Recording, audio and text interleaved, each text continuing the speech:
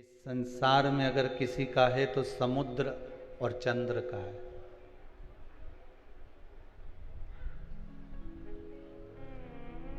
दुनिया का सबसे सुंदर संबंध है चंद्र और समुद्र का। चंद्रमा घटता है तो समुद्र की लहरें भी घटती है, ज्वार और भाटा।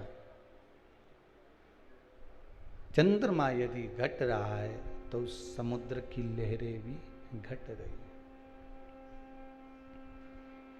चंद्रमा यदि बढ़ रहा है तो समुद्र की लहरें भी बढ़ रही। कितना सुंदर संबंध होगा। चंद्रमा को घटता हुआ देखा तो समुद्र की लहरें घट गई, चंद्रमा को बढ़ता हुआ देखा तो समुद्र की लहरें बढ़ गई। अर्थात शिव महापुराण की कथा कहती है, श्रीमद् भागवत पुराण कहती है कि महाराज समुद्र जैसी गंभीरता, समुद्र जैसा प्रभाव, समुद्र जैसा भाव आपके भीतर होना चाहिए कि दूसरा व्यक्ति को घटता हुआ देखकर हमारा भी दिल थोड़ा सा दुख है, हमारा भी हृदय थोड़ा सा नम है। चंद्रमा को बढ़ता हुआ देखकर हमारे भीतर भी प्रसन्नता जागृत हो, हमारे भीतर भी उमंगता जागृत हो, हमारे भीतर भी ये भाव जागृत हो जाए कि ये बढ़ रहा है तो हमें प्रसन्नता हो रही है। पर हम उल्टे हैं, हम समुद्र के बिल्कुल विपरीत हैं। पड़ोसी के घर में धन बढ़ता है तो टेंशन हमें हो जाता है।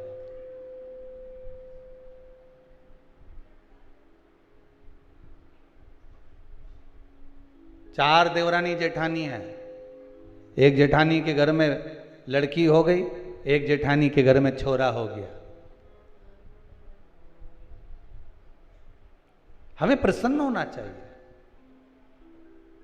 अगर बेटी हो गई तो अधिक प्रसन्न होइए, और बेटा हो गया तो थोड़ा कम प्रसन्न होइए।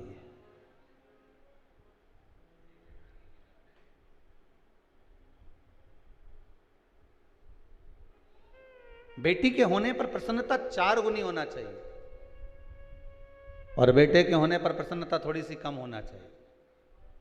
कारण बेटी 2 कुल को तारती है, बेटा 1 कुल को तारता है।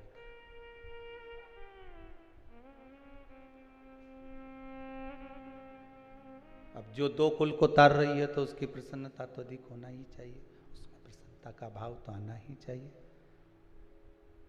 उसमें प्रसन्नता का आनंद तो होना ही चाहिए।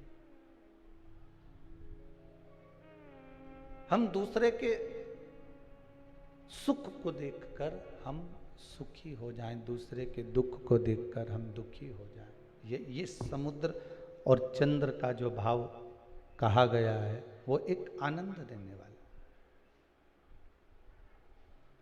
केवल एक समुद्र और चंद्र का संबंध नहीं, मेरे देव अधिदेव महादेव और चंद्र जो उनके मस्तक पर विराजमान है उसका भी संबंध प्रबल है। ये जितनी पूर्णिमा के व्रत हैं, जितने 12 महीने जो पूर्णिमा पड़ती है, पूनम पड़ती है, ये भले दुनिया के लोग कहते हैं कि ये भगवान राधा और कृष्ण से संबंध रखते हैं, सीता राम जी से संबंध रखते हैं, राम और कृष्ण से संबंध रखते हैं, पर इनका यदि सही संबंध समझा जाए, इनके सही संबंध का यदि स्मरण करा जाए, इनके सही संबंधों का यदि वर्णन किया जाए तो शिव और चंद्रमा के जो मिलन का केंद्र बिंदु है वही पूर्णिमा है। आगे अपन 12 महीने की जो पूर्णिमा की कथा है उसको श्रवण करेंगे।